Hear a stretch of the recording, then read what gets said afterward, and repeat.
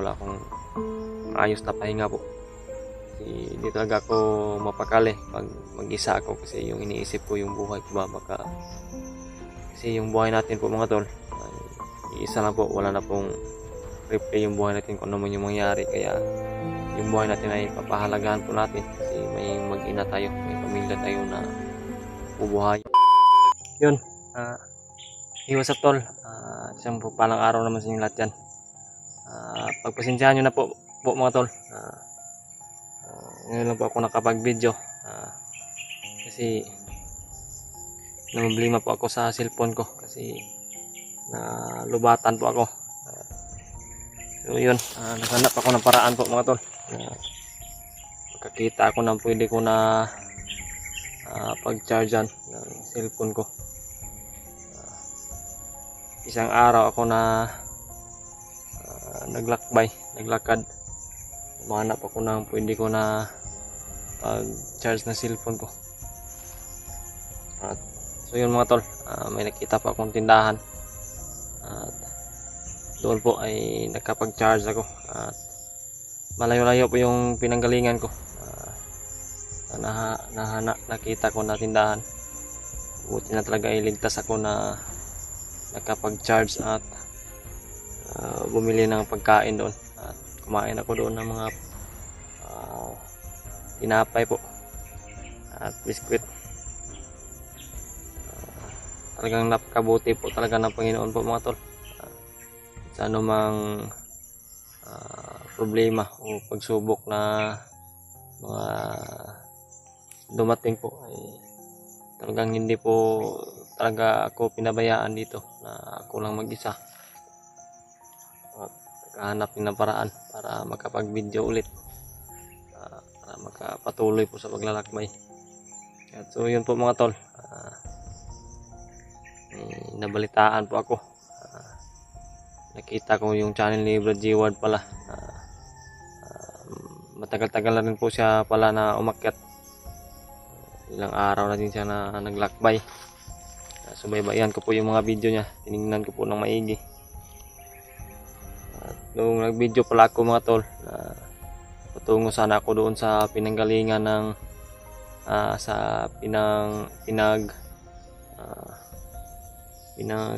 yung sabi ng bandido ba na sa kabilang area na nandun ang asawa ni Brad G-Ward, hawak ng mga kasamahan nila. Nung nasa gupa ako ba, nakakuha ko ng informasyon. Yung araw pala na yun, di ko po pala alam na si Brad G-Ward ay nandoon na sa area kung saan ang asawa niya na hawak ng bandido. So yun, tinignan ko po yung bawat anggulo niya po mga tol.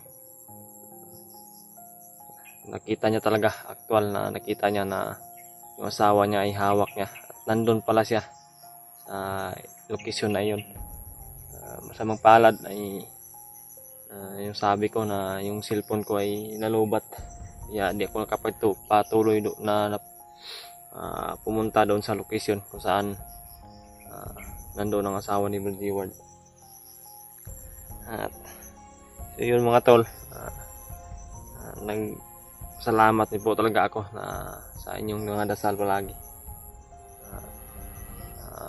Yung sabi ko mga tol, sinubaybayan ko yung video ni Brad G-Ward, yung channel niya. Nakita ko po kanina na sobrang saya ko sa nakita ko kasi naligtas niya na pala po yung asawa niya mga tol. Nalungkot na po ako sa sarili ko kasi hindi ako nakatulong sa kanya, hindi man lang ako nakaabot doon sa location kasi nga inuna ko po yung cellphone ko na ma-charge kasi wala namang silbi kung mapunta ako doon na hindi ako makavideo kasi hindi ko matingnan kung saan banda yung anggulo, yung saan banda yung mukha sa area na kasi yung balak ko talaga ay tingnan talaga yung channel ni Brad G-Ward nung nag-video ako nung hindi pa nalubat yung cellphone ko, aso walang signal. Kaya doon pag hanap ko ng tindahan at na-charge ako at full yung cellphone ko. At doon ko na nakita at balitaan na si Brad G-Ward ay nagbalik na palang umakyat. So yun mga tol, maraming salamat talaga sa inyong mga walang awang suporta, sa mga silent viewers namin, at sa inyong pagdadasal na maligtas ang asawa ni Brad G-Ward. So yun po, alam ko naman na alam ninyo na nakita na ninyo na ligtas na po, kasama na po ni Brad G-Ward yung kanyang asawa. At yung problema lang po mga tol ay yung anak niya pala ay hindi pa niya hawak. Talagang kahiwalay yung anak niya at kanyang asawa, parang pinaglayo. Kasi yung mga bandido talaga ay talagang may diskarte na para mas lalong mahirapan talaga si Brad G-Ward, mas lalong mahirapan kami. At tsaka po mga tol, tinignan ko rin po pala yung video nila Brad Remart at ni Brad Julio. Masaya rin ako na laman ko na nagkita na po pala sila ni Brad Remart at ni Brad Julio. Magkasama na po sila ngayon, at yung hinahanap nila yung asawa ni Brad G-Ward, hindi ko alam kung alam na nila na magkasama na si Brad G-Ward at yung asawa niya. Ipaabot niyo po sa kanila ito mga tol, yung video ko, para tingnan nila kung may signal sila na mahagip, may signal yung kanilang cellphone. Pakashare po sa kanila itong video ko at yung video ni Brad G-Ward na magkasama na sa kanyang asawa. Sa ate ni Brad Remart, kasi yung asawa ni Brad G-Ward, magbayaw po sila. Kaya sa mga hindi po na wala pa pong alam, so yun, ay paabot po ito yun lang po yung ang ko sa inyo. Ipaabot niyo po itong video nito. So yun mga tol, sobrang saya ko po na nakita ko yung mga kasamahan ko, tulad ni Brad G-Ward, Brad Julio at Brad Remart. Magkasama na, si Brad G-Ward ay kasama na niya yung kanyang asawa, ligtas na niya. Ang kulang na lang po ay yung anak niya. At huwag niyo po kalimutan mga tol na ipagdasal niyo po yung bata, sana iligtas na po talaga yung bata, sana nasa mabuti. Kasi si Brad Julio at si Brad Remart ay magkasama na. Sana ay tuloy-tuloy na po na makita namin ang buong pamilya ni Brad G-Ward. Yung kulang lang po ay yung anak niya na isa, na hawak din ng mga kupal na bandido po. Tinignan ko rin po yung video nila Brad Buds at yung mga ibang kasamahan namin. Parang sobrang layo na talaga namin doon, parang hindi magkapariha yung location namin. At may i-rescue din po pala si Brad Buds na nagngangalan po na isang babae na nagngangalan po na Adit. Yun po siguro yung na hindi siya agad-agad na execute na nakapunta dito sa area nito, kasi sobrang dami din po ng kalaban doon. At nakita ko rin na yung kasamahan namin na di ko pa kilala, si G-Pot, ay niligtas na rin po ni Brad Buds, niligtas na rin po niya. Si Bihag din pala yun. So yun mga tol, hindi magkasamahan namin si EG, si Brad Ray, si Brad Pidot, sino pa yung iba, si Lamikoy. Sana po ay suportahan niyo po kami palagi ng Team Pugi. Sa ngayon po mga tol ay nandito po pala ako sa area. Sana ko nalubatan ng cellphone ko. Sana ko naka-apak nung hindi pa nalubat yung cellphone ko. Dito rin ako bumalik kasi dito ako nagpahinga. Dito rin ako magpatuloy sa paglakbay. Share ko lang po pala mga tol. Hindi ko kaya na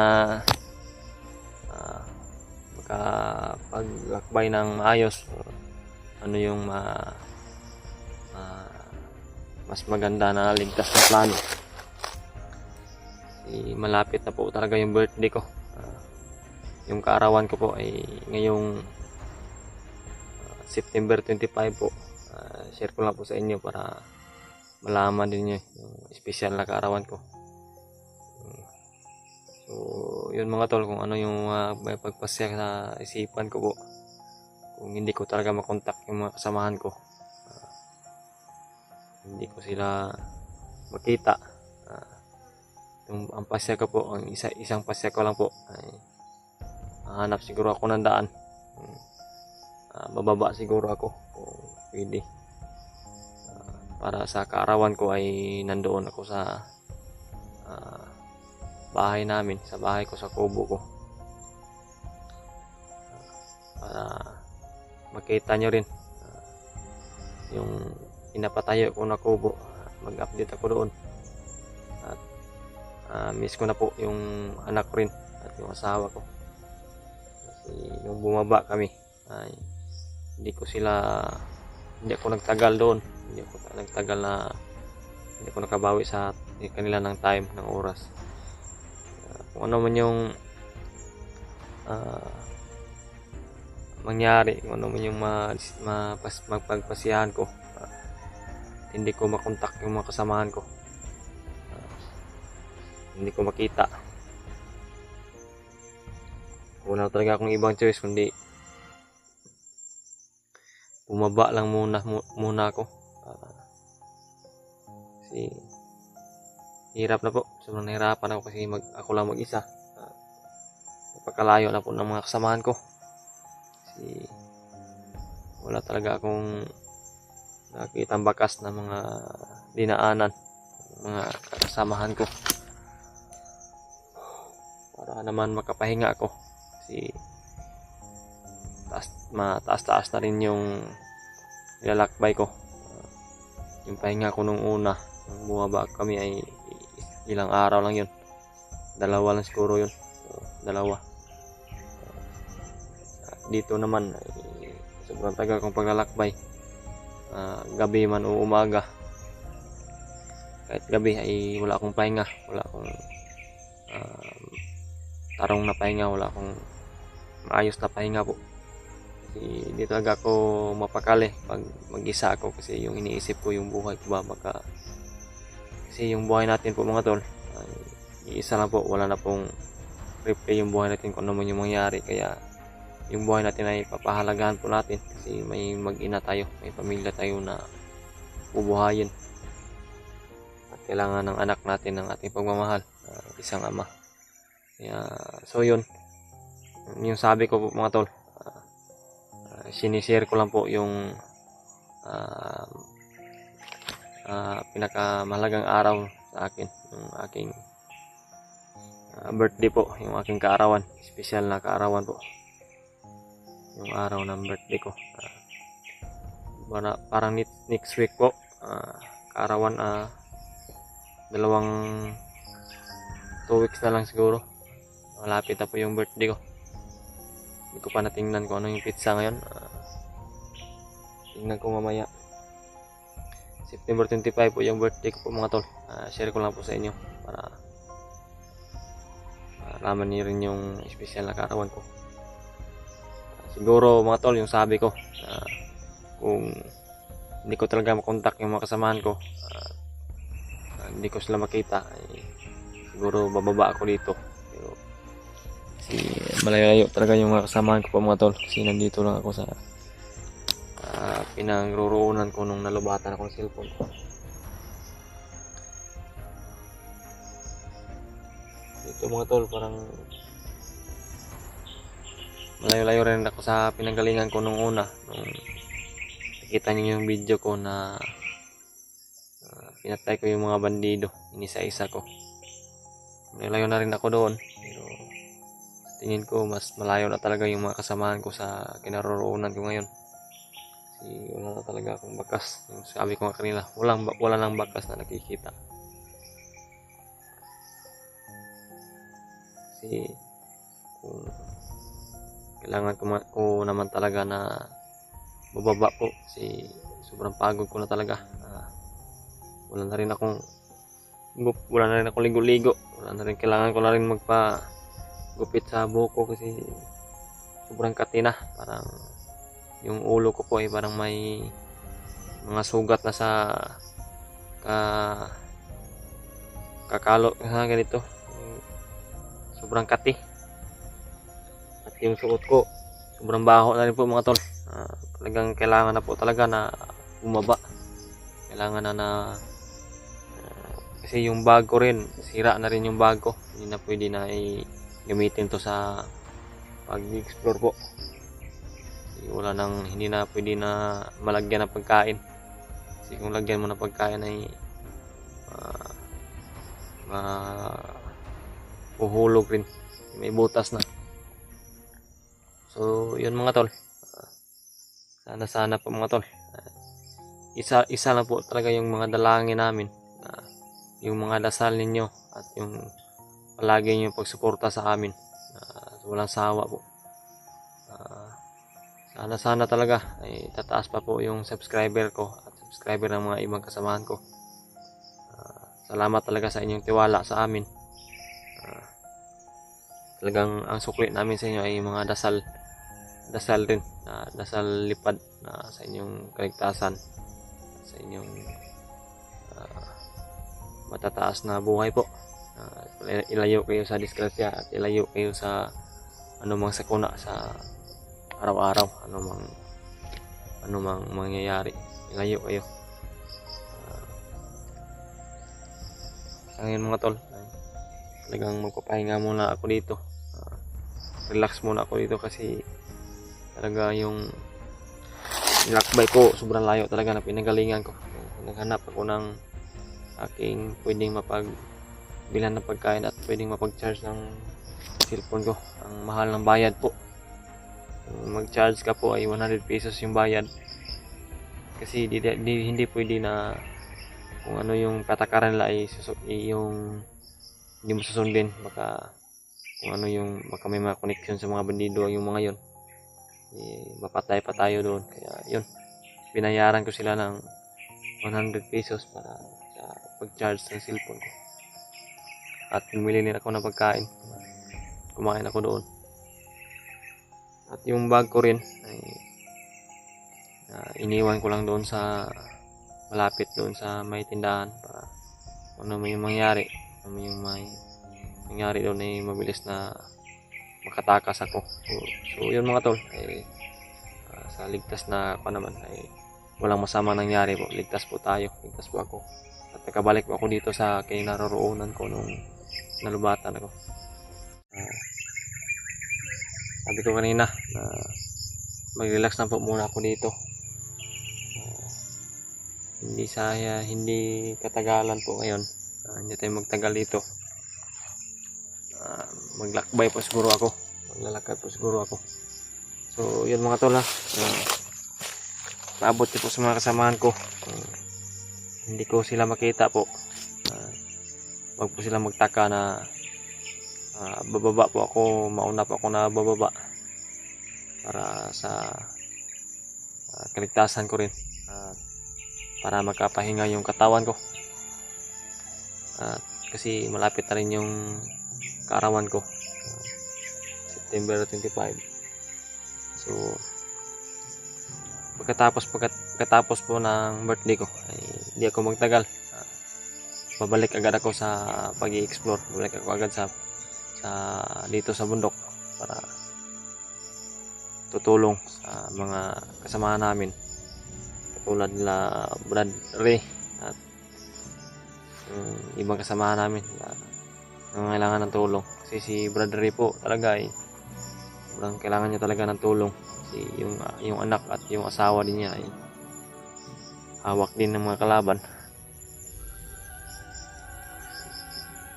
Yeah,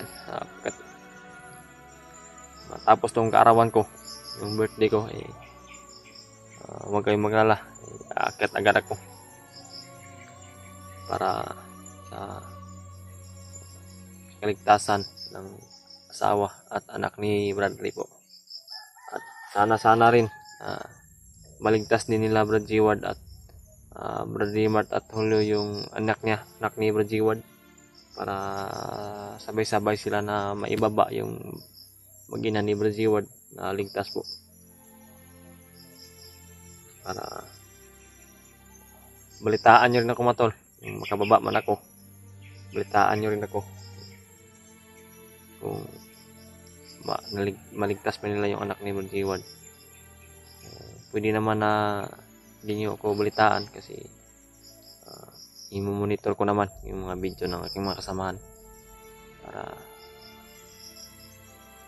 malaman ko ba kung ano yung mga nangyayari dito sa bundok, kung saan man sila banda dito. At ipagdasal ko rin sila palagi, gabi-gabi, araw-araw, para talagang rinig palagi ng Panginoon, hindi mawawala yung kanya sa atin. Yung Panginoon talaga ay hindi talaga nangiiwan. Talagang tested and proven po yung Panginoon natin. Kung wala niyang Panginoon ay wala tayo dito sa mundo. Talagang dapat na magpasalamat tayo palagi sa Kanya. Magdasal tayo palagi sa Kanya. Yung dasal ay hindi yan maririnig sa isang araw, isang gabi. Yung dasal po mga tol ay ipagdasal mo palagi, araw-araw, gabi-gabi, yung mga hiling mo para marinig talaga ng Panginoon. Kasi sa araw at gabi ay dito sa mundo ay hindi lang tayo ang tao dito, hindi lang ikaw, hindi sila. Marami po, sobrang dami natin dito sa mundo na pinoprotektahan ng Panginoon. At yung iba na mali ng landas kasi hindi sila naniniwala na sa ating Panginoon. At yung naniniwala sila sa iba nilang Panginoon, yung Panginoon sama-sama, katulad ng mga demonyo. Kaya doon, na mali ng landas yung iba. Kaya yung katulad ng mga bandido, mali ng landas po. Pero hindi naman lahat, kasi yung iba talaga ay si Bagnot na po yung nagkuhan yan. Hinuli tapos hinipnotize at ginawang bandido, ginawang masama kahit mabuti sana ang nakaraan, kaso hawak sila ni Bagnot, hawak ng demonyo. Kaya yun, sobrang nakakaawa talaga. Pero ako nga, naisip ko nga sa bawat pagkitil ko ng buhay ng mga bandido, naisip ko ba yung isang to hindi natin alam na hypnotize na pala, ano yung nangyari sa kanya. Kasi ang sarili po naman namin yung hamak kung hindi namin patayin yung isang bandido, kasi baka kami pa yung maunahan. Mas nakakadelikado po kasi yung buhay natin talaga isa lang, ay hindi na, at wala nang triple, wala nang next life, wala na. Yung buhay natin sa mundo, kung ano tayo, kung sino tayo, ay ito na talaga yung buhay natin. Kaya mga tol, yung kuwan ko po sa inyo, share ko po sa inyo na dapat yung buhay natin ay pahalagahan natin at mahalin natin yung sarili nating buhay, para sa mataas na buhay, hindi lang ating sarili ang ating mahalin mga tol, mahalin din natin ating kapwa-tao na mabuti. Kung masama man mga tol, hindi naman pwede na masamain natin. Kung masama, pwede naman natin pakiusapan yan, kung ano yung dapat na pwede na tama na gawin sa kapwa-tao po. Kasi mga tol, hindi po sa gawa makikita yung mga pagkakamali po, yung ayan, pagkakasala, yung isip din natin, magkakasala din tayo sa kuwanang isip. Yung isip natin ay dapat hindi madumi, kasi padala tayo sa isip natin na ano yung mga kuwan. Kasi yung kasamaan po ay talagang gagawa ng paraan yan para masusunod yung mga gusto nilang gawin. idaan nila sa isipan mo, idaan nila sa utak. Kung kakagat ka talaga sa isip mo na masama at gagawin mo, yan ay isang kasalanan. Kaya, kung may time tayo mga idol, mga tol, kung may time tayo sa sa 1 week po ay may isang araw na banal na araw, yung linggo na sa Katolik ko po ay yung simba namin, yung pagsimba namin sa Panginoon ay halos linggo ng 1 week may isang araw na dapat talaga ay magsimba ka sa maghingi ka ng tawad sa Panginoon, manghinulsol ka sa Panginoon, hingi ka ng mga tulong, ipagdasal mo yung mga pangarap mo sa buhay mo para matupad talaga. So yun po mga tol, yun lang po yung ma-share ko sa inyo. Sana kung hindi ko man makita yung mga kasamahan ko, hindi ko man makontak, yung choice ko talaga ay bumaba lang siguro muna ako. Mauna ako na bumaba para makapag-relax yung katawan ko, makapagpahinga ako ng maayos, at miss na miss ko na rin yung mag-ina ko. At tsaka nga pala, ulitin ko lang, hindi ko po nakalimutan yung mga tumutulong sa akin para makapagtayo ng kubo, ng maliit na kubo ko na para may malipatan kami, may makapagsimula ng pamumuhay walang gulo. So yun, maraming salamat po sa inyo. Tulad ni Ate Chi, Mami Victoria, Tita Rosie, at yung Atilit Angko, kay Tita Hilma, maraming salamat po sa inyong lahat sa inyong pagsuporta sa amin. Talagang na-appreciate ko po yung taos pusong tulong niyo sa akin. Napakalaking tulong po niyo sa akin yun. Kung wala talaga kayo, hindi ako makapagpatayo ng kubo na pwede namin paglipatan at makapagsimula ng pamumuhay po. Talagang maraming salamat po. Shout out po sa inyo po, Ate Chi. Maraming salamat talaga sa suporta niyo. Mami Victoria, maraming salamat talaga. Atilit Angko, Tita Rosie, Tita Helma, at sa iba rin sa hindi ko na mention. Maraming salamat rin kasi talagang hindi ko na yung iba kasi nakakalimot ako sa sobrang gulo ng pag-iisip ko.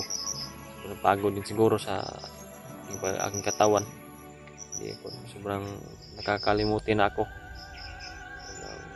Kailangan ko na talaga na makababa siguro at makapag-relax yung isipan ko at yung katawan ko, makapagpahinga naman. Yun po, maraming salamat talaga sa mga tumutulong sa akin, tumutulong sa amin, buong Team Pogi po. Maraming salamat talaga. Kay yung mga mini-mention ko na pangalan, sila po talaga yung solid na tumutulong sa akin, sa aking pangangailangan. Talagang appreciate ko lahat. Talagang nasa puso ko na kayo po. Talagang yung dasal ko rin palagi ay kasama kayo palagi sa mga dasal ko. Yung kaligtasan palagi, saan man kayo, sa ibang bansa kayo, huwag po kayo maglala, dinadasal ko po kayo palagi araw at gabi. Hindi ko po kayo makakalimutan. Talagang nagpapasalamat ako, taas puso ako nagpapasalamat po sa inyo. Maraming salamat po talaga. Kahit yung iba ay busy na, talagang alam nyo na po yung pagpapasalamat ko sa inyo.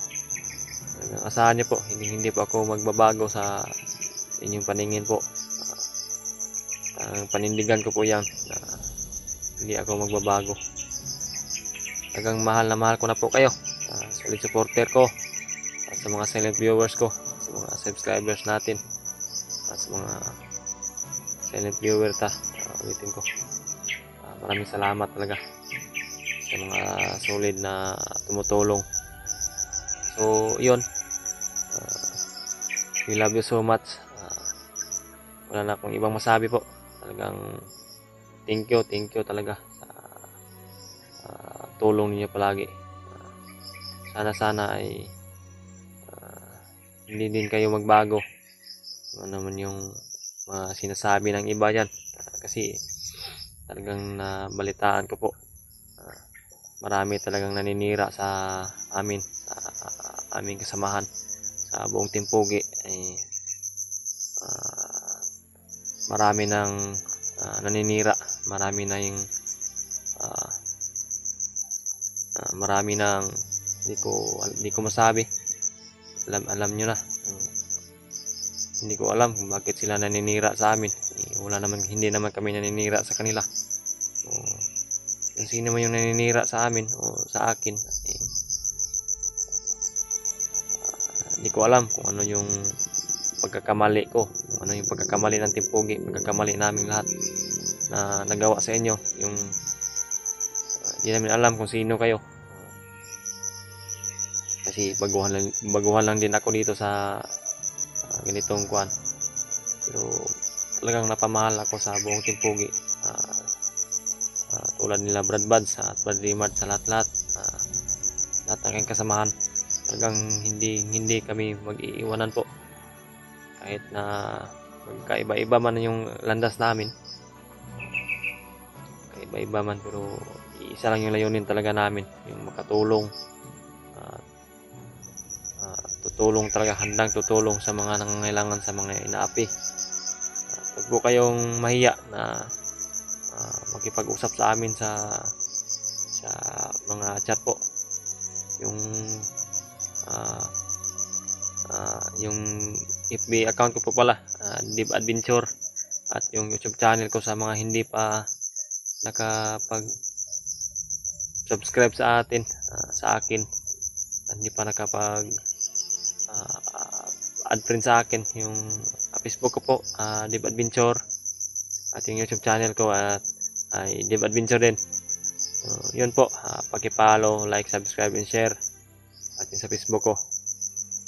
Maraming salamat talaga sa inyong walang sawang suporta. Maraming salamat talaga sa inyong mga tulong, especially sa mga solid natin na tumutulong sa akin at sa buong Timpugi. Alam nila kung sino sila, yung mga mini-mention ko kanina. Talagang napamahal na po sila sa akin. Talagang nandito na sila sa puso ko. Talagang hindi ko na sila makakalimutan. Sana ay hindi nila kami makakalimutan po. So yun, sa hindi magtagal ay maglalakbay po ako, maglalakad na po ako kung saan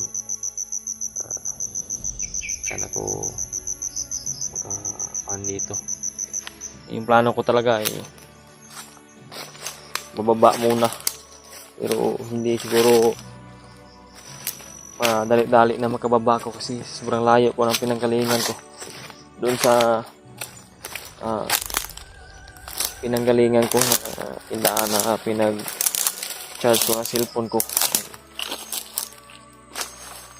Wala pa akong nakita doon na daan palabas. Nagtanong-tanong rin ako doon sa may-ari ng tindahan.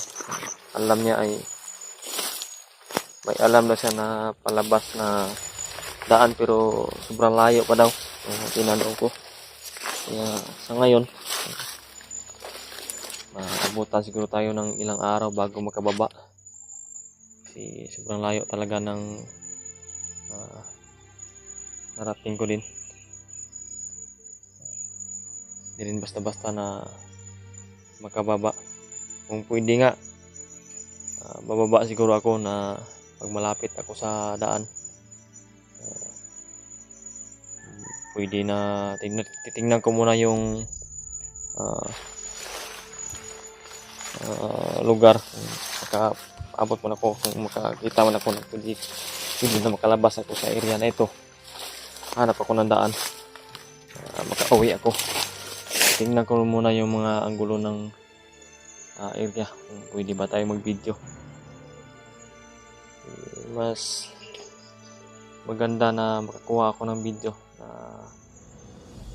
magkababa ako para kung makita man ang kasamahan ko, baka pwede na makuhaan nila ng sample, makuhaan nila ng larawan ba. Doon ako dumaan para doon sila para doon sila lalabas at doon sila dadaan. Maganda sa ganyan na makakuha ko ng video. So, yun mga tol, yung sabi ko, maraming salamat talaga sa inyong suporta. Hanggang dito na lang. Kasi pag namadali pa ako, hanap ako ng talagang pwede ko na daanan. Pwede na ibalikan ko yung tindahan kung saan ako nag-charge para makapagtanong ako kung saan banda yung daan na sabi niya na malabas, na pwede ako lalabas, pwede ako makauwi. So yun po, see you the next video. At hindi ako mag-video doon, patungo doon para hindi talaga tayo mamonitor ng kalaban, kasi yung kalaban talaga ay napakatindi ng monitoring nila, napakarami. So yun po mga tol, nandito na lang. We love you so much po. Salamat palagi sa suporta.